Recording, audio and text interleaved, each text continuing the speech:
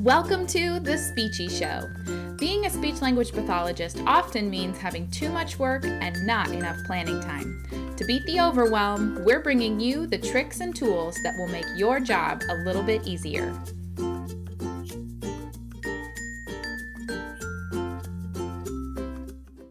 Hey everybody, welcome to the Speechie Show. This is Carrie Clark with speechandlanguagekids.com, and I am here today with Jessica Solari from consonantlyspeaking.com. Jessica, how are you?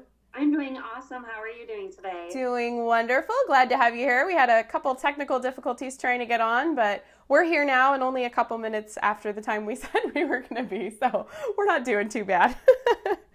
All right, so today we are talking about how to choose speech therapy apps. So I, for one, can tell you that going into the app store and just picking all the ones that are free turns out not the best method to pick your apps. So Jessica's going to be sharing some tips with us today about how to use evidence-based practice to pick your apps. Is that right? Absolutely, and I, for one, that's how I got started, was downloading all of the free applications. Right. Even before I got an iPad, I downloaded them onto my computer and tried to write as many grants as I could for an iPad and was very unsuccessful at getting them, but I felt like I knew more about apps, than even somebody who might have an iPad at times. So, and I started out also following Eric Saylors, who is another blogger, and he has the company Expressive Solutions. He made an application list, and so that got me started on my research path, going from his lists and seeing what he had recommended. So perfect. Okay, and just for people that are not familiar with you, will you tell us a little bit about yourself and how long you've been practicing and where you are, what setting you're working in right now? Yeah, I am a school speech language pathologist. I was working in Michigan, and then I moved to Arizona in February, where I'm still working at a school. And I've been practicing for about 6 years now, blogging for probably 5 out of the 6 years, on and off. And I really love what I do. I work with kindergarten through 8th grade right now, and I've also worked with preschool all the way up through 12th grade. Before I worked in the schools, when I did my internship, I also worked at a traumatic brain injury clinic and working with adults over the age of 18 or 18 and over. So perfect. I have a lot of fun experience. Yeah, you've done a little bit of all of it. And you said you're blogging, that's over at consonantlyspeaking.com, right? Yes, correct. Perfect. CONSONANTLY speaking.com. A lot of people spell that wrong because my dad actually picked out the name consonantly speaking instead of constantly speaking. So he's a really good play on words kind of guy. I like it. That's fabulous. So all right, so if you are on here on Facebook Live with us, if you would let us know, are you guys currently using apps in therapy right now or not? So you can type in yes or no and let us know if you are currently using apps in therapy. We are going to go into 5 different ways that you can use evidence-based practice to decide what kinds of apps are good and choose apps for your students. And we're also going to do some giveaways at the end, so definitely hang on till the end and you can participate in our giveaways. We'll do 2 giveaways at the end. So let's jump on in with our 5 strategies then. So the first one that you mentioned was using ASHA's evidence-based practice maps. Can you tell us a little bit more about that for anyone who's not familiar with what those are? Wonderful, and I'm going to switch between my face and then the camera to show the website. Perfect. While we're talking as well, because I think that it's really important to understand. One moment, there is an announcement. I love it. We are clearly in the schools. So don't worry about that. That's no problem. Coming up in a few. I'm kind of trying to talk over it in case there's any information that you should be hearing. I love it. But anyway, It's almost done. All right. Done. Perfect. Yeah, I didn't have time to run back home. We get out at 1:00 for professional development every Monday. Oh, that's nice. And then that's where I'm going to be going next. But anyway, so I think it's really important for everybody to understand evidence-based practice, whether it has to do with picking out applications for therapy, picking out materials, picking out the appropriate treatment, etc. And ASHA, let's see if I can flip this camera around, has an evidence-based practice website. And the triangle talks about how you need to not only use your own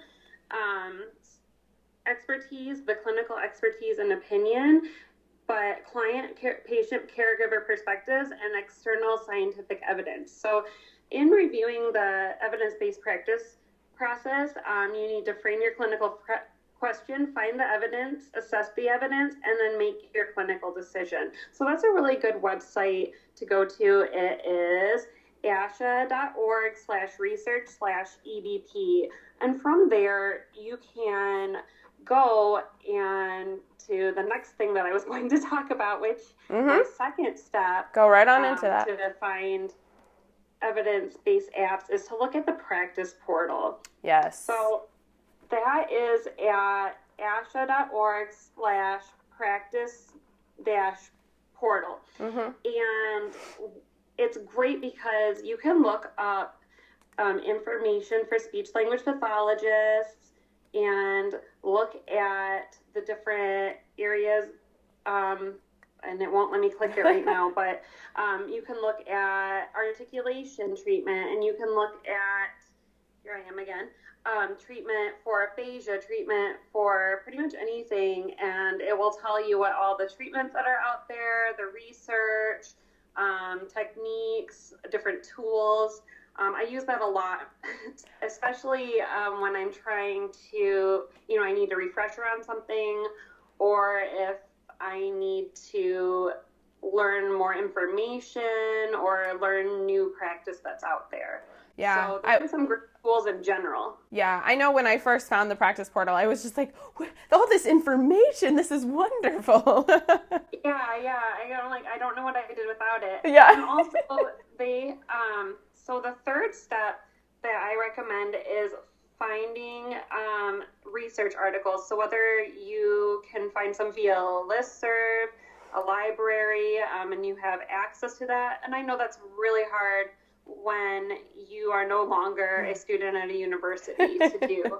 And so either, go to your local library, see if they can get access, ask your school, or see if you can get into your old account from college.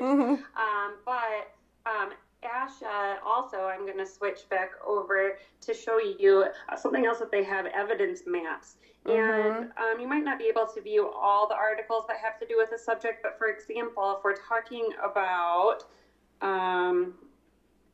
let's see, speech sound disorders, and you want to look up the practice behind that and what the evidence is, and you can look for systematic reviews. So this is a big hot topic about non-speech oral motor treatment for children with developmental speech sound disorders, and systematic reviews look at multiple articles in one, multiple research articles, and also determine the quality of those research articles. Yeah, and then you can give you a summary. Yeah, you can see the summary without having to pay for the whole article. So that's something that I've used before. On the screen right now, there's the summary, the conclusion from the systematic review, and it talks about how many articles it reviews. So for actually, I need to go back one page to show you the website. It is asha.org/evidencemaplanding.aspx. I wouldn't worry about the rest of those numbers, because that's just a session personalized to me. But I'll those are the top 3 things that I use whenever I'm picking a treatment for one of my clients. Yeah. So, and I'll put links. I'll put links to those in the show notes, so you can go over to speechandlanguagekids.com once we get this recording up, and all the links will be there. I'll also try to put those in under the Facebook post where this live Facebook is. So We'll try to get all those links up there. And if you guys have any questions as you're watching, go ahead and post those, type those in, and we'll answer those as we go along. And don't forget to stay tuned for the giveaways here in a couple minutes.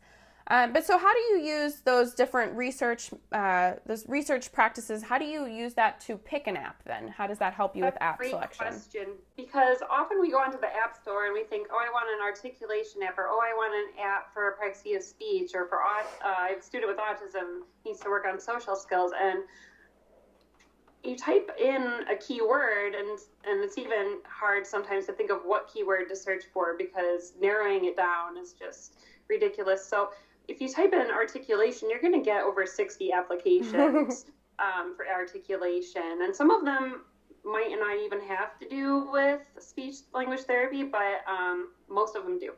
And so what in the world are you going to do to determine which of those 60 apps is worth your time and your money? So that's where using your own clinical expertise and asking other people who have used applications and looking at reviews of applications will work in your favor. Knowing how to use the evidence-based practice and use the application at the same time, looking at the application and how many reviews it has, what it includes, does it work on what it says it's working on, can you adapt it, all kinds of those things you need to think about if you can use it or not for what you intend to use it for. Look at the price. Just because it's 99 cents doesn't mean it's a bad app, but doesn't mean that application that's $35 should be free. People are using it's software, and so the developers are using their time and resources and hours to make apps like this. So $35 really, if you think about it, isn't a bad price for an app. So, but you got to take that all into account, because you probably don't need to have 50 different articulation apps unless you're me and you just like to try different ones. But So one way that I'm thinking that you could use these, like the evidence maps and the practice portal and all that, is to go in and look and see what is the current research saying on the best ways to treat these problems, and then go find an app that lines up with that, as opposed to saying, oh, well, this app looks really cool, and then trying to fit it in with what's evidence-based. Is that kind of what you're thinking?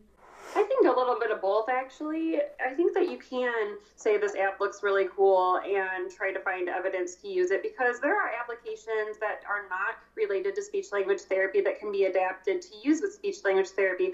For example, the company Tokoboka has some of my favorite applications, and there's one where they're meant to talk about different sounds in the scene. You can talk about what the characters are doing and label and all kinds of things. So using your own clinical expertise is just as important as finding that evidence behind it. Sure. But I think in order to make the process go a little bit more smoothly, the fifth idea that I have that's my favorite to use are application rubrics, because they really help me narrow it down and take significantly less time to determine which applications that I should use or not.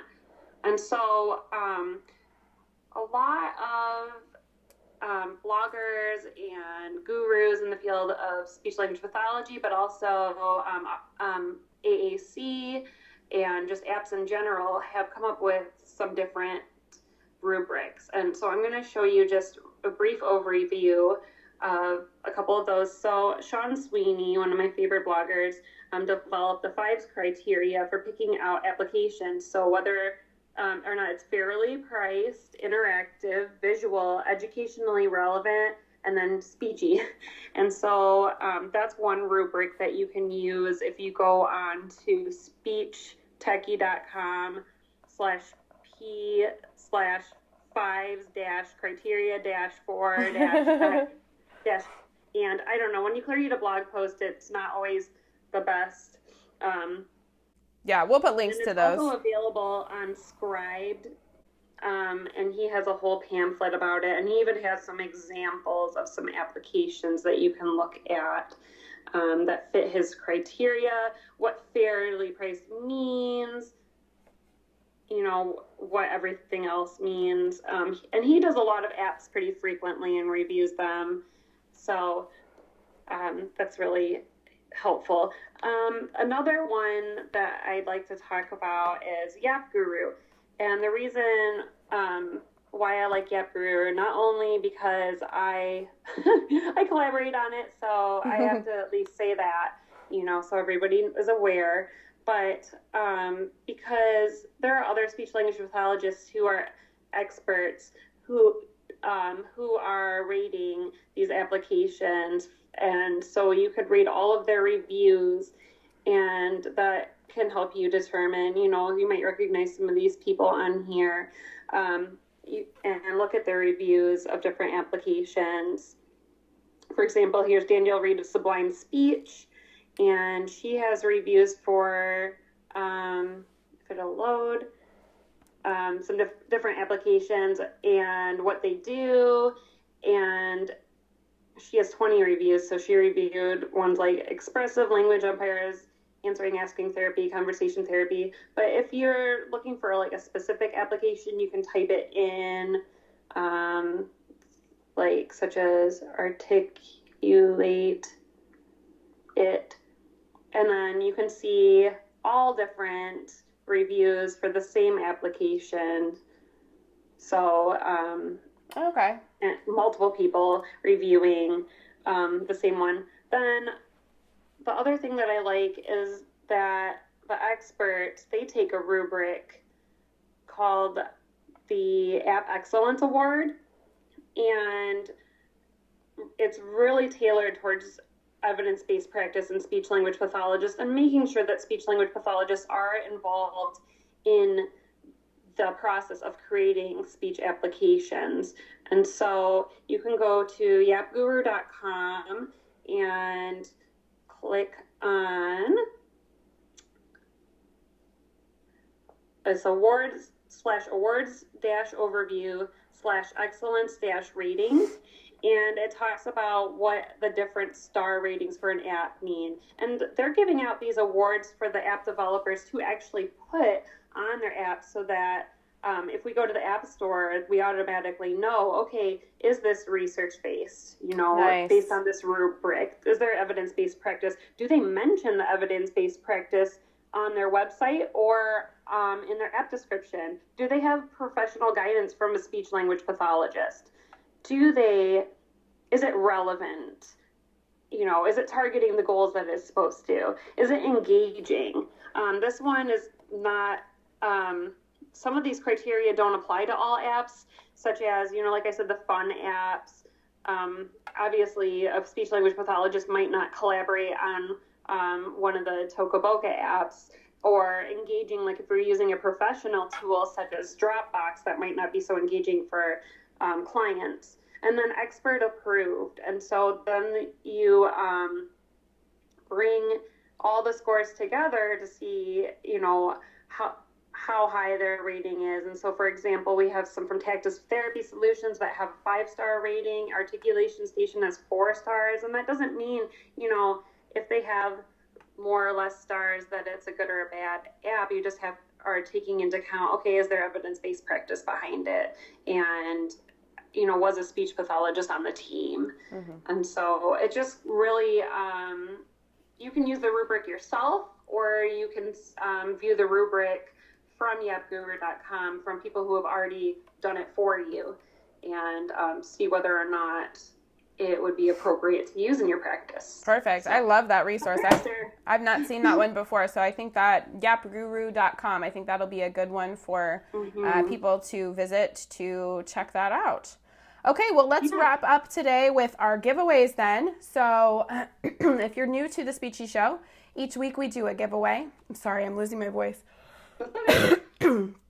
Each week we do a giveaway. We do 2 giveaways. So I'm going to give something away and you're going to give something away. So Jessica, what are you giving away today?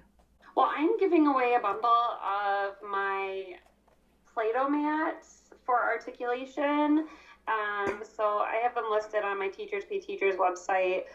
They're not bundled on the site, but all the ones that are currently on there, I will put into a little bundle for, I believe it's PBM, FB, TD, N, and S and Z, maybe K and G too. And so they're Play-Doh mats where you can kind of add to a picture, like add hair to a picture, and you're working on the sound, or add pants to a character, working on the P sound or the T sound. So perfect. What I'm giving away. Awesome. And then if people would like to find those, can they find those on your Teachers Pay Teachers store? Is that where they are?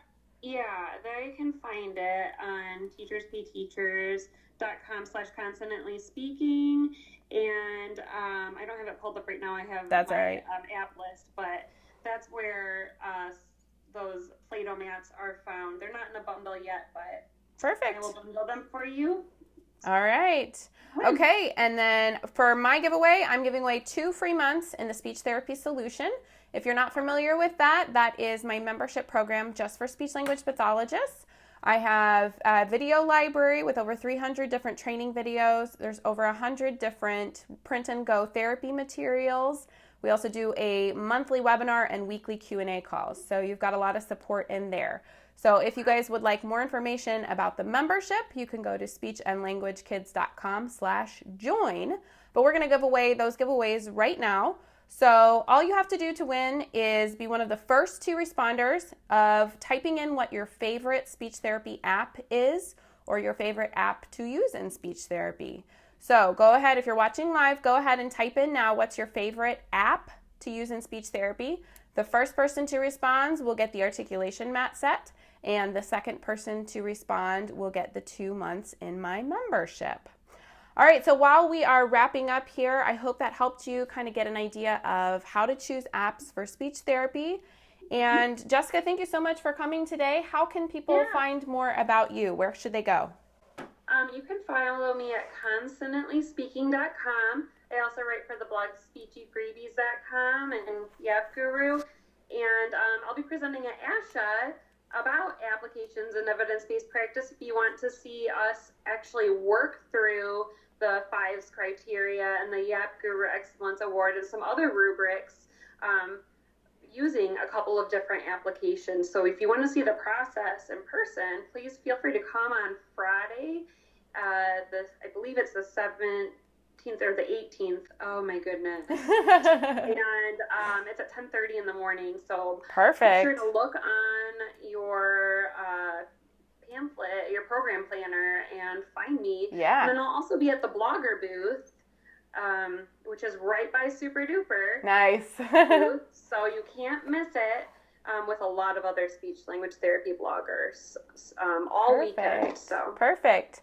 All right, well, we don't have anybody who has typed in to enter the giveaway yet, so the giveaway is still going on. If you watch this recording after the fact, go ahead and type in. The first people that respond will get those giveaways. So type in your favorite speech therapy app.